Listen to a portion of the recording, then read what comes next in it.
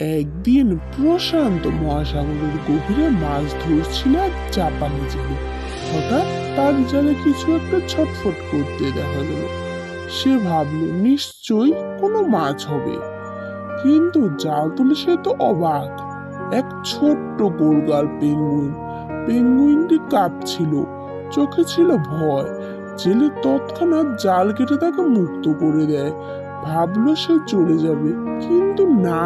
আশ্চর্যের বিষয়, পেঙ্গুইনটি বারবার ফিরে আসছিল। শেষমেশ জেলে ঠিক করলো, এত ভালোবাসা চেয়ে দিচ্ছে, তাকে তো রেখে দিতেই হবে। সে পেঙ্গুইনটিকে নিজের বাড়ি নিয়ে আসে। পরিবার তাকে খুব যত্ন করে রাখে। গরমে যাতে তার কষ্ট না হয়, তাই আলাদা একটা এয়ার কন্ডিশন পর্যন্ত বসানো হয়। সবার আদরে পেঙ্গুইনের নাম রাখা হয় লালা। লালা ছিল একবারে পরিবারের ছোট্ট ছেলের মতো।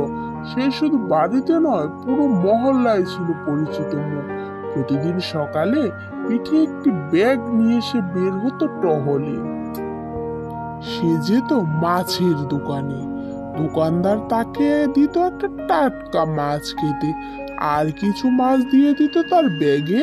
লালা খুশি মনে বাড়ি ফিরতো, সবাইকে দেখাতো। এভাবেই চলছিল তার সুন্দর দিনগুলি। কিন্তু একদিন সব কিছু থেমে গেল। 1998 সালে লালা চলে গেল আমাদের ছেড়ে। পুরো মহল্লা কাঁদলো। জেলো পরিবার যেন হারালো তাদের ছোট্ট সন্তানকে। আজও জাপানের মানুষ মনে রাখে পেঙ্গুইন লালাকে। ভালোবাসা, বন্ধুত্ব আর পরিবারের এক অসাধারণ প্রতীক হয়ে। তোরা তোমাদের এই গল্প কেমন লাগলো কমেন্ট করে জানাবে। কিন্তু তোমাদের গল্পটি যদি ভালো লেগে থাকে তাহলে লাইক, সাবস্ক্রাইব আর শেয়ার করে দিও। এমন আর নতুন নতুন গল্প পেতে লিটিল লাউদের পাশেই থেকো।